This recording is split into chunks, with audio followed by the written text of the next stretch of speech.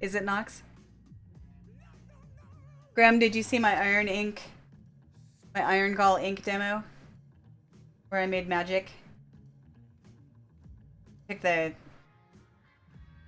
don't know if you were here. I have a bunch. I probably have about a gallon's worth of oak galls, a gallon's worth of ink, in oak galls, like fermenting outside in the sun, thanks to Sir Isaac Newton. So this morning, I just put some coffee filters in and pulled out this fluid, which is still really weak. It probably doesn't have a lot of the tannic, like the gallic, what is it, gallatinic acid, in it yet.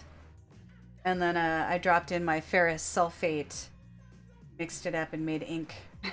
So I've got like, I wouldn't use this yet. It really is just the inks, the oak galls really need to ferment for probably a couple weeks. But then I can go ahead and start making the ink. So it's pretty cool, and it's even like, I mean, the ratio that I used was not exact. I just literally like dumped a pinch of it in, but it is like.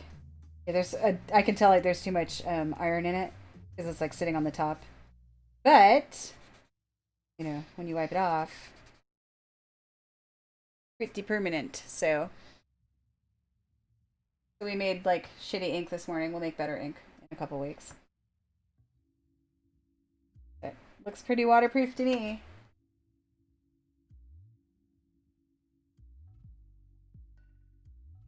I guess when I'm done streaming, I'll go put this outside. I'll go squirt this back into the jar. Yeah, I have two batches. I have two batches. One of them is from like this local park that we go. There's like a dog park. It's like a big public park. But then the other one is like this. No. I just used this to pull out some of the fluid. Pop. So the way it is here, I'll show you guys again because it is kind of fun. So while we wait for all that to dry, so here's the recipe that I'm using. Get my notebook here. The recipe that I'm using is and it's specifically for California live oaks. It's 9 parts crushed oak galls, 2 parts iron sulfate, 1 part gum arabic, and 30 parts distilled water. So I have a batch out there that was like 144 grams of galls and 48 ounces of water. So those are fermenting now. And then I'm doing this Bandito Black, which is oak galls from a small, like local, it's not even a park. It's like a vacant lot that's kind of like art project. There's like, there's a guy who volunteers to take care of it. And he like stacks rocks and does all these cool like rock sculptures there. And he goes by the name of Bandito, so everybody calls it Bandito Park. So this is going to be Bandito Black. So that was 172 ounces of galls and 48 ounces of water. So basically, you let them ferment for up to a couple of months, the crushed oak galls in the water, and it creates basically the water pulls out gallotinic acid, which is contained in the oak galls. And then if you let it ferment, it turns into gallic acid. And when you mix gallic acid with ferrous sulfate, which is basically iron, it makes a black ink. And then you can mix gum arabic into it to help it flow. And you have this like waterproof permanent black ink. So this ink's been used for like centuries, probably going on millennia. So this is an oak gall. I saved this one just because it's so gigantic. They don't usually get this big. This was like monster gall. They usually get about like golf ball size. So this was like monster gall. And, I don't know if you can hear it.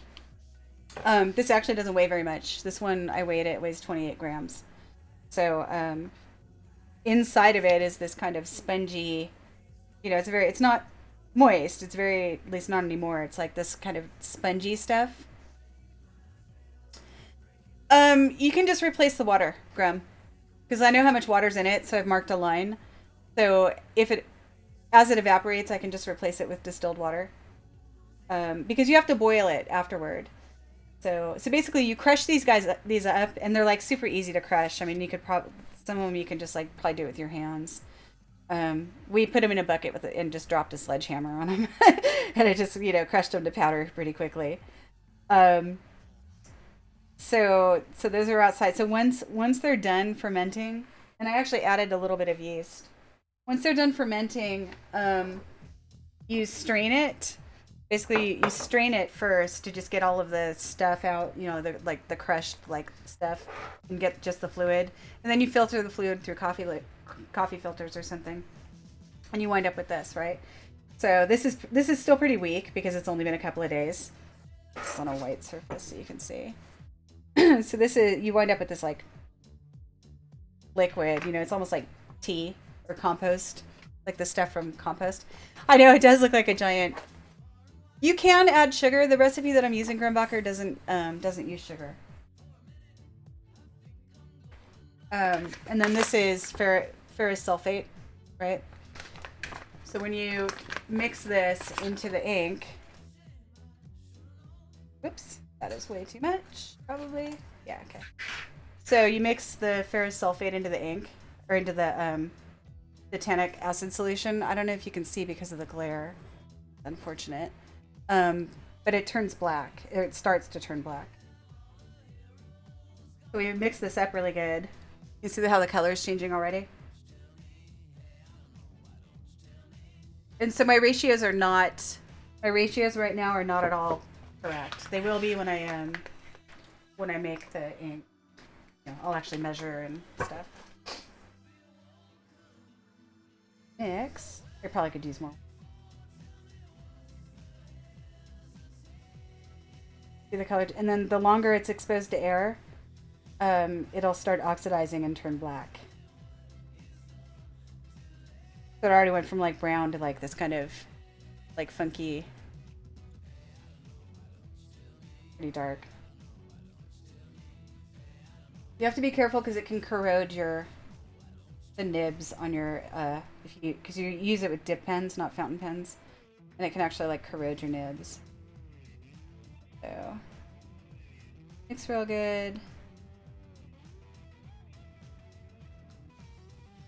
And I don't care about this brush. It's metal. It's got metal, but I don't. So I'll paint it on here, and if you watch, it'll turn black over the course of the next couple minutes. Yeah, right? I mean, this is cool. I'm like fascinated by this, Beef Hop. So the first recorded recipe for Iron Gall ink was like 300 AD. So, like the Dead Sea Scrolls were written with it. Da Vinci, like that's the ink he used. The recipe that I'm using, you know, is Sir Isaac Newton recommends like leaving the jars in the sun. You know, so it's like it has this like really long history. The Declaration of Independence was signed in Iron Gall ink. It's cool. See, it's turning darker. I don't know if you can see. And yes, you can add sugar. You can add honey. I don't really want to because I think that puts it more at risk for getting moldy. And the way that you keep it from getting moldy once it's bottled is you can add whole cloves to it, and that will preserve it. But I seriously have so many oak galls. It's like fermenting out there. It's kind of, yeah. Yeah, it is the history of the written word. So you can see it's like turning black already. Yeah, this still is not, see, it's not black, but as it, you know, as it sits on the paper. And then I'll filter it so it's a lot more clear. And you can take shortcuts. You can buy the gallic acid or gallic acid, gallic, probably. You know, you can cheat and buy it.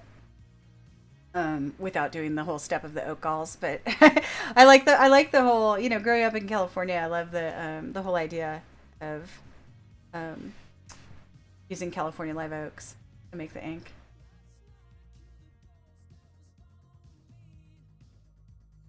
Then you use gum arabic to help it flow and to make it a little glossy, but you can't use too much. You have to be careful, like on how much you use.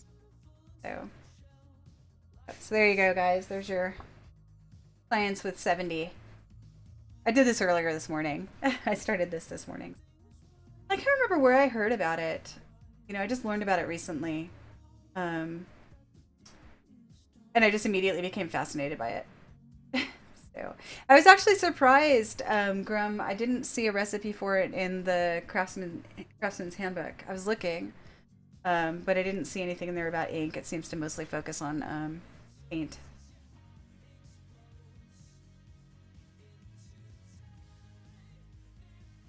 Yeah, it's cool. So black.